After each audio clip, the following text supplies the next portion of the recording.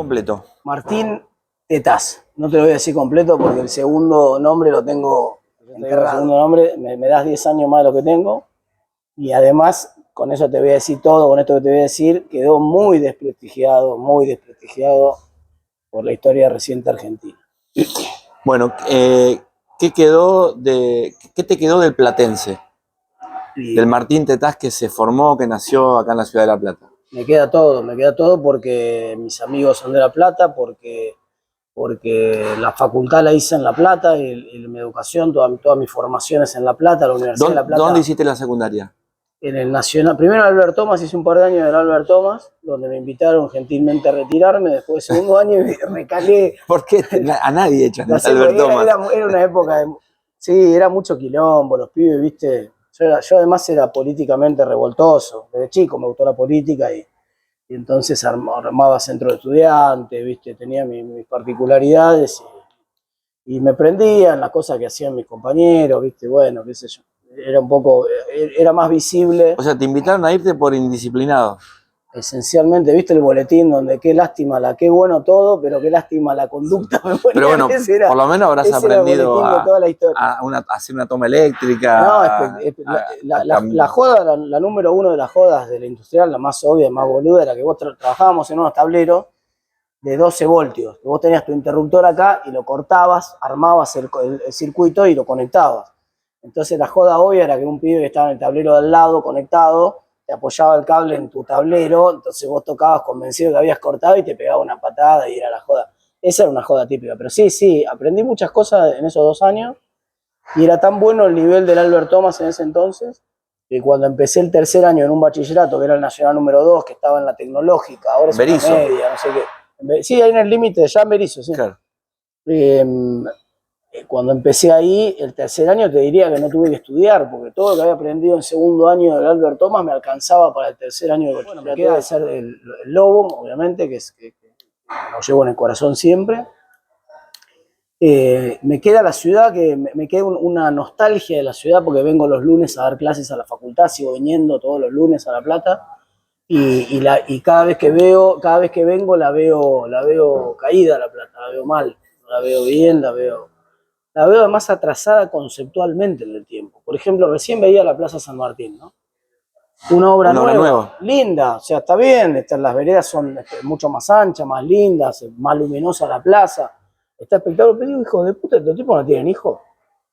¿Cómo puede ser que hayan hecho esa plaza y no se hayan puesto, vos en Buenos Aires, donde tenés 3 metros cuadrados, te meten una plaza seca que tiene un montón de juegos y es un espectáculo para los pibes, y una plaza seca con unos juegos ahí, una parte de calistenia 2 metros después, unas canchitas de fútbol, de tenis, fútbol-tenis para que los pibes jugaran un poco. Es decir, si vos la ponés en valor a la plaza, esa plaza tenés 2.000, 3.000 tipos a las 11 de la noche jugando, pasándola bien y divirtiéndose. Encima la ciudad es cierto, y esto no tiene nada que ver con quien la gestiona, la ciudad, como hay una crisis del sector público, los salarios del sector público se cayeron 20%, en los últimos 5 años se derrumbaron 20%, la ciudad está 20% abajo en la masa de plata que se mueve en la ciudad. ¿Y cuándo decidiste que querías meterte en política? O sea, ¿qué llegó primero, el economista, el político o las dos cosas? El político lleva muchísimos años. A los 12 años... ¿Y fuiste economista antes que político? A los 12 años mi mejor amigo de la escuela, se llama Maxi de Lorenzo, que lo conocí a los 10 años en 4º grado. A los 12 éramos los 2 fanáticos radicales en la escuela y ya queríamos militar. Eran los 80, viste, otra época, volvía la democracia, entonces había un entusiasmo por militar y por participar, y el radicalismo, nosotros fuimos al comité y nos dijeron, no, está la franja morada secundario, pero ustedes todavía están en 7º grado, ni siquiera están en el... Bueno, empezamos ahora.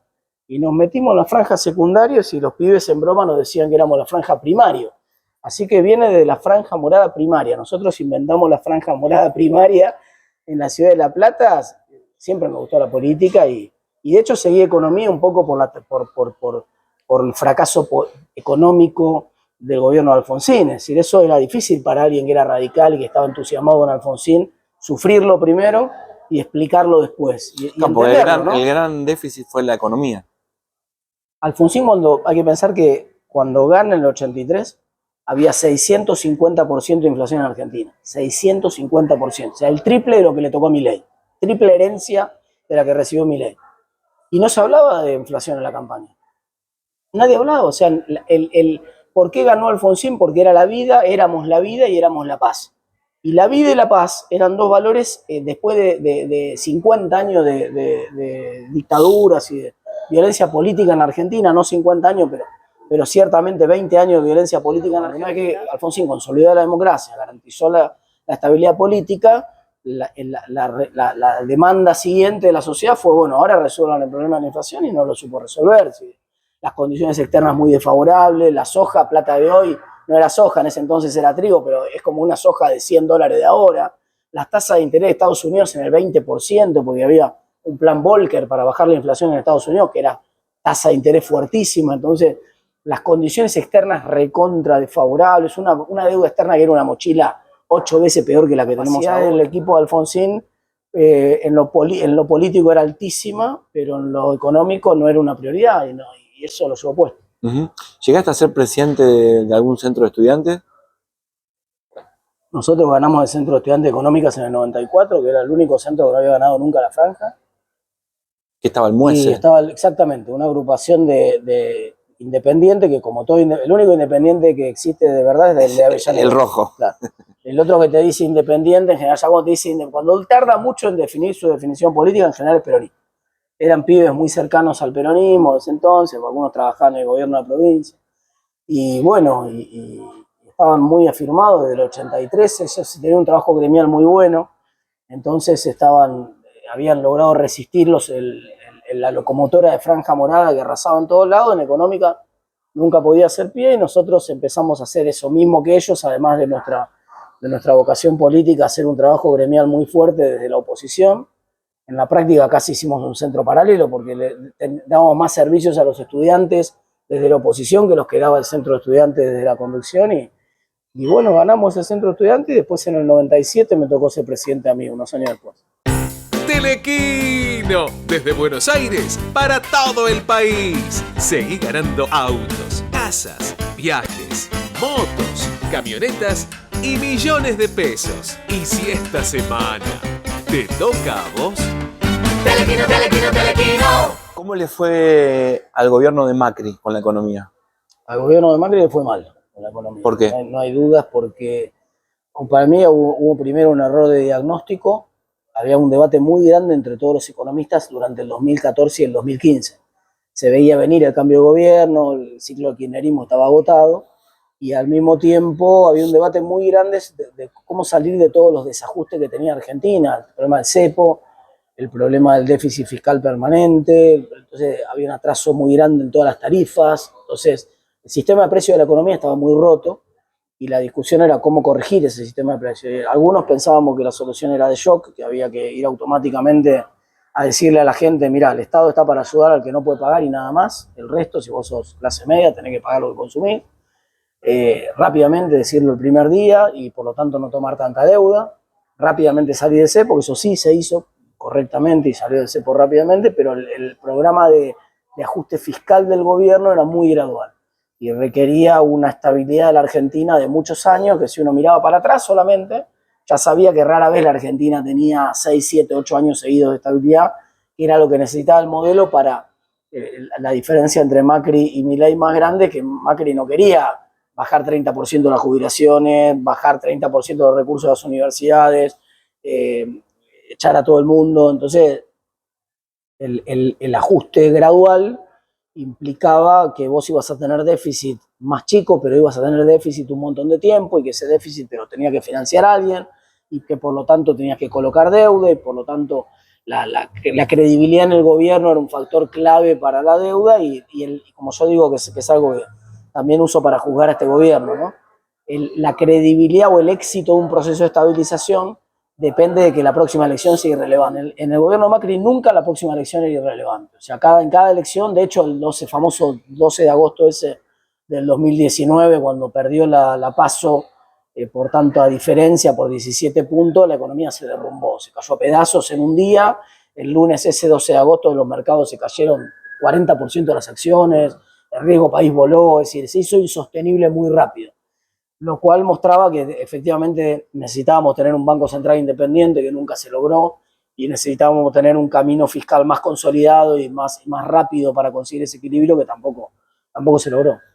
Y este gobierno de Milei, desde lo económico, ¿te gusta, te convence? Seguramente desde el viernes hasta hoy me gusta deben haber más. llamado. Del viernes hasta hoy me gusta más. Desde el viernes. Sí, ¿por qué? Porque yo creo que los precios tienen una función muy importante en la economía, muy importante. Y mi misma crítica al kirchnerismo era una crítica muy parecida a la que yo le hacía al gobierno de Milei, porque en ambos casos había un denominador común que era la pretensión de poner el precio del dólar por decreto, ¿no? Esta idea de que hay un burócrata, un tipo sentado en un escritorio, el precio refleja la escasez de algo. Vamos, yo no lo puedo poner, yo qué sé, por más que haya estudiado economía toda mi vida y por mejor equipo que tenga, yo no sé cuál es el grado de escasez del dólar, de un precio además tan importante de la economía. Entonces, si yo pongo un precio a ojo, lo más probable es que le erre, y cuando lo erro voy a generar o escasez o sobreabundancia de algo, voy a generar un desequilibrio. Y la economía tenía muchos desequilibrios durante el kirchnerismo, tiene algunos menos ahora, ciertamente, muchos se han mejorado, pero el precio del dólar seguía siendo un desequilibrio muy grande porque el gobierno lo fijaba por decreto y claramente era un precio desalineado del resto de los precios de la economía. Entonces, el que hayamos dado un paso hacia que ese precio se fije de manera libre en el mercado, por lo menos en un rango amplio, donde el precio fluctúa entre esas bandas grandes que quedaron ahora, me parece que era una decisión correcta. A mí, o sea, ¿Lo hubieras tomado antes? Yo lo hubiera tomado el día 1. Yo creo que el cepo había que salir el día 1. En el gobierno Macri pensaba lo mismo, pienso lo mismo acá. Creo que la corrección de tarifas también había que hacerlo el día 1. ¿Había dólares para eso? Es que no necesitas dólares si salís del cepo. La idea esta es que vos necesitas dólares para resistir el cepo, en realidad. Porque cuando vos tenés que tener mucho stock de dólares, porque te los van a pelar cuando el precio del dólar está mal puesto. Está en oferta, está regalado, entonces te pelan los dólares. Si el precio lo fija el mercado, si no hay dólares, el precio es más alto. Y si hay dólares, cuando el precio sea más alto, además van a empezar a aparecer un montón de exportadores a venderte dólares, un montón de gente que los tiene ahorrados a vender dólares para hacer negocios.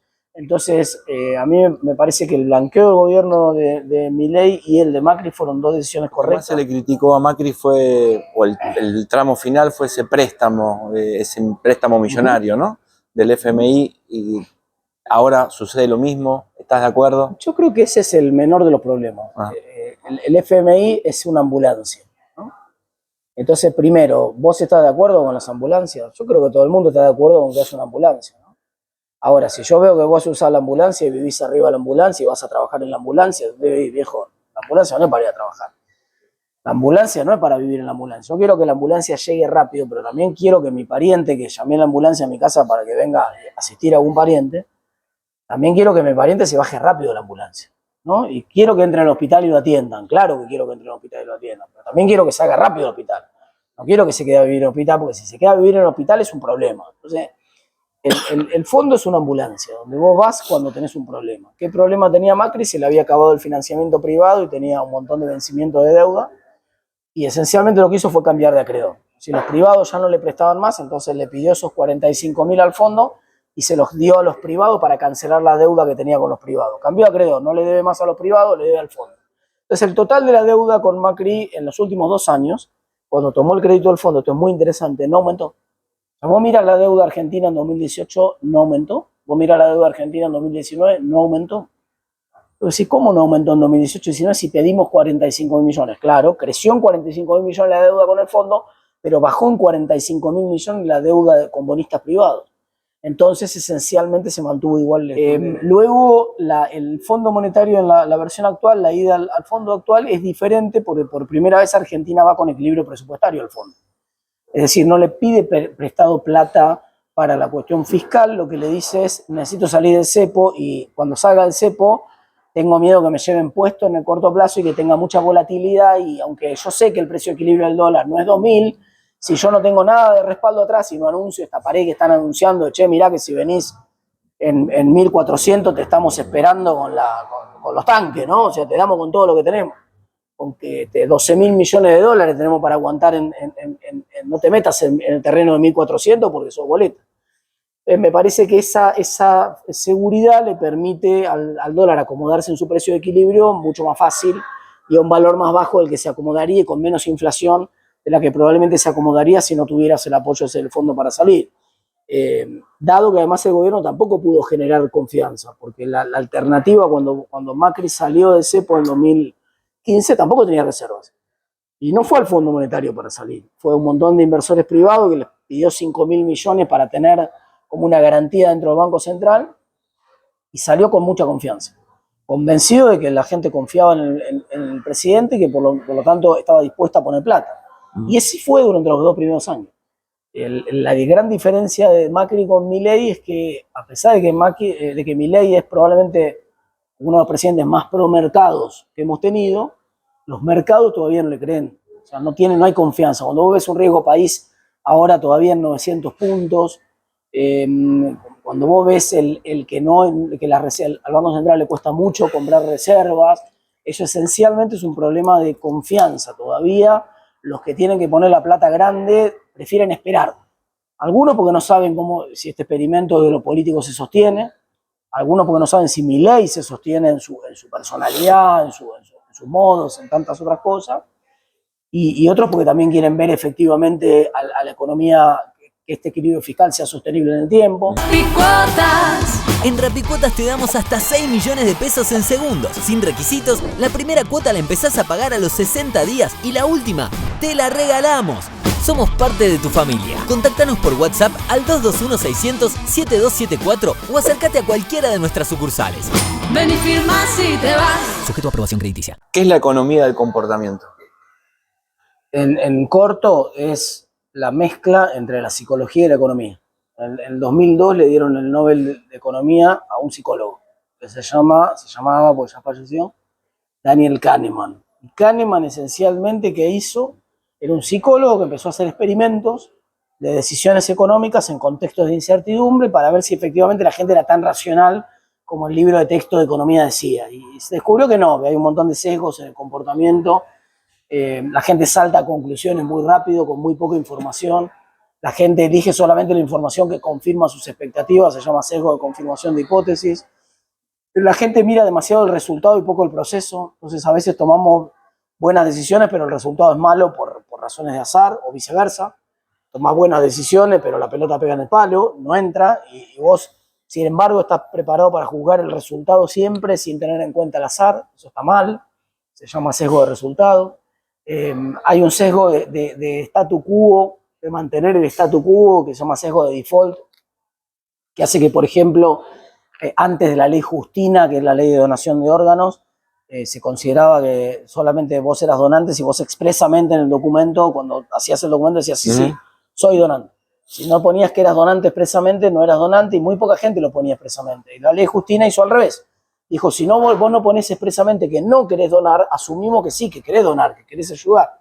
Y entonces, de golpe hubo un boom de donantes de órganos y un boom de trasplantes en el siguiente verano de la ley Justina. Entonces, ese es un efecto que no se hubiera hecho nunca, esa ley, si no se hubiera aprendido de la economía de comportamiento. Y luego hay muchas cosas, precios de referencia, por ejemplo, fíjate vos la discusión del gobierno ahora, que como está todo el mundo mirando la banda de 1.400 que puso el gobierno con el Fondo Monetario, y el gobierno logra cerrar el mercado en la banda por abajo de 1.400, nadie mira que en realidad el dólar subió respecto al dólar oficial, ¿no? Porque el que se está moviendo es el dólar oficial. Entonces, la variable, el punto de referencia que pongo para que vos mires al momento de tomar una decisión, mirá durante la pandemia, por ejemplo. Una cosa es, yo tengo una vacuna que puede salvar un montón de vidas, la referencia está en todas las vidas que puedo salvar, y los antivacunas te ponen la referencia en el otro lugar y te dicen, pero mirá que la vacuna tiene un margen de error de X y mató 547 tipos acá, ¿no? Entonces, yo si me decís, ¿estás dispuesto a probar una vacuna que mata a 547 personas? Y es más difícil que te diga que sí.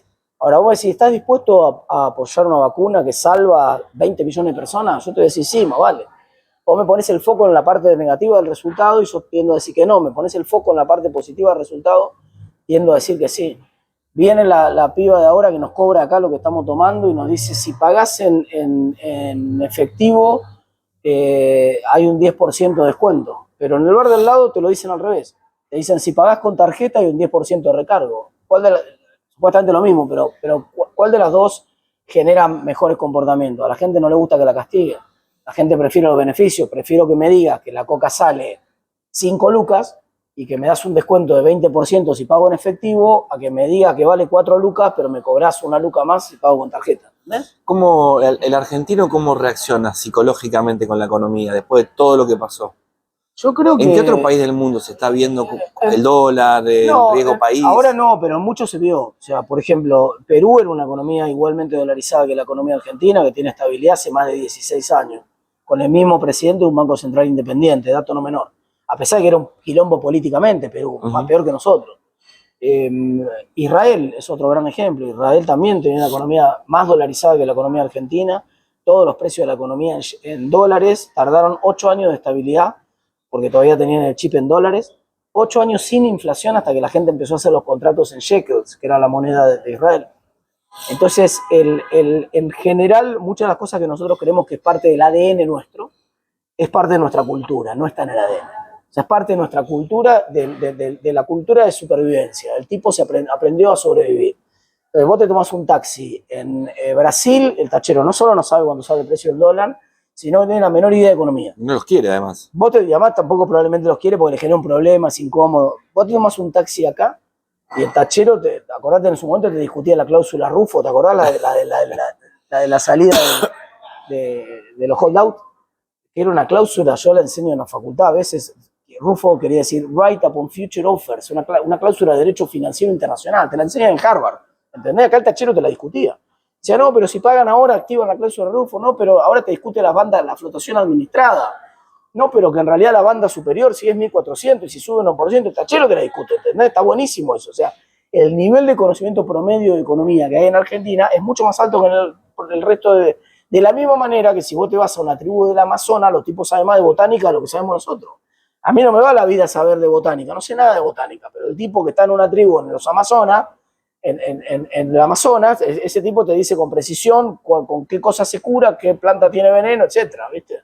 Le va la vida en eso. ¿Y alguien sabe cuánto va a estar el dólar dentro de un tiempo? Decían que en la época, que en el primer año de Milei el dólar sí hubiera 4.000. No, nadie sabe. Nadie, la verdad. Sabe. Es un error muy común. Ni siquiera ustedes que hablan de economía. Es un error muy común. De hecho, yo creo que la manera de diferenciar si el economista con el que estás hablando es economista de verdad o es medio chanta, es preguntarle cuál va a ser el precio del dólar dentro de un tiempo. A vos te preguntan, te llaman amigos, permanentemente, la mejor ¿qué hago? ¿Compro dólares, vendo? Siempre digo lo mismo, no sé.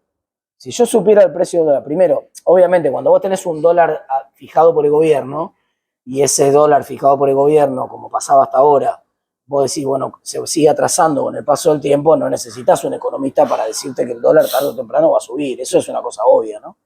Pero una vez que vos hablas del dólar libre, o que tenés el dólar libre, o que hablas del dólar paralelo que es libre, y la verdad que los precios ya tienen toda la información que se sabe en ese momento. Si yo tuviera alguna información que yo supiera cuándo va a subir el dólar, por la formación que tengo, porque tuviera la bola de cristal, yo sería millonario. Lo bueno y lo malo de haber salido del cepo. Lo bueno es que ahora hay un precio que refleja la escasez de divisas y da las señales a los sectores productivos para que produzcan bienes que son intensivos en divisas, que pueden generar divisas como los bienes exportables o como los bienes que compiten con las importaciones, y le da las señales a los consumidores para que ahorren ese tipo de bienes que generan escasez de divisas. Y lo malo, por lo tanto eso evita crisis de las que siempre tenemos, tuvimos 15 crisis macroeconómicas severas en los últimos 75 años. Cada 5 años tenemos una crisis porque nos quedamos sin dólares. Si el dólar es libre, si el precio es libre, no va a pasar eso. Entonces es bueno porque tenemos menos chance de tener una crisis a futuro. Ahora, en el corto plazo, es un sinceramiento de que los precios de la economía probablemente sean los precios de los bienes transables, que son los que vos podés subir un barco, que es este vaso, esta gaseosa, este celular, es decir, esta mesa, esta camisa. Todos los bienes transables en general probablemente sean un poco más caros. Si el precio del dólar es un poco más caro y eso acelera un poco la inflación. De hecho ya se aceleró, la inflación de marzo dio 3,7, dio bastante alta. La inflación de abril y mayo probablemente también sea alta y eso obviamente para alguien al que no le están subiendo el sueldo es un bombazo. Telequino, desde Buenos Aires para todo el país. Seguí ganando autos, casas, viajes, motos, camionetas y millones de pesos. Y si esta semana te toca a vos, Telequino, telequino, telequino. El gobierno de Milei se habló mucho de las sociedades anónimas deportivas. Sí. ¿Estás a favor? ¿Estás en contra? No, a ver, a mí no me molesta si vos querés vender tu club a Gillette o al que lo quiera vender, me parece bárbaro. Yo voy a trabajar para defender tu derecho a que vos puedas hacer con tu club lo que quieras. Yo mi club no quiero que sea una sociedad anónima, porque yo quiero que las decisiones de mi club la tomen los socios y no la tomen los accionistas del club. Entonces me siento más cómodo en un club que tiene esas características y que toma sus decisiones de esa manera. Me gusta más el fútbol así. Ahora, no estoy en contra de que exista una sociedad anónima de fútbol y que si los amigos, vecinos quieren convertirse en una sociedad anónima, a mí me parece bárbaro que le pongan, no, en serio, lo digo fuera del chiste, porque está fácil el chiste, pero no lo digo para cargarlo, lo digo en serio. Si ellos tienen intención de avanzar hacia un proyecto de una sociedad anónima y les parece bien, me parece bárbaro. No veo por qué no habría que permitírselo. Si te planteás jugar políticamente en Gimnasia. A ver, me tira mucho porque no lo veo bien a Gimnasia y cuando no lo veo bien, yo siento que es un club que si hace las cosas bien, Gimnasia tendría que salir campeón varias veces y tener una estabilidad institucional y patrimonial que no tiene. Entonces, y yo creo que eso es muy posible, muy posible. Yo pienso en una Gimnasia mucho más grande de lo que piensan la mayoría de los que les ha tocado dirigir los destinos de Gimnasia.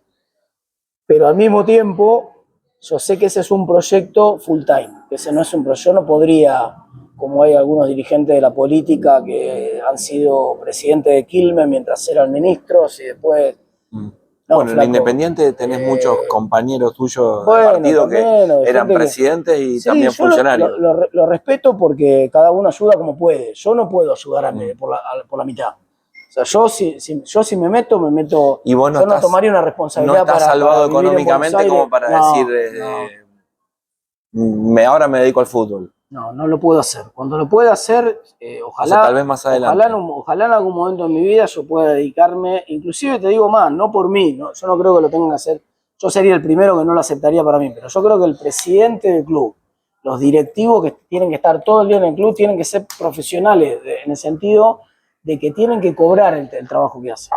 Me parece bien, esa es una tarea, yo quiero que el presidente, no quiero un presidente, no quiero que ponga guita de él, porque después se la cobran con acuerdos raros con los jugadores que no quiero que existan nunca más en Gimnasia ni en el fútbol, no me gusta eso.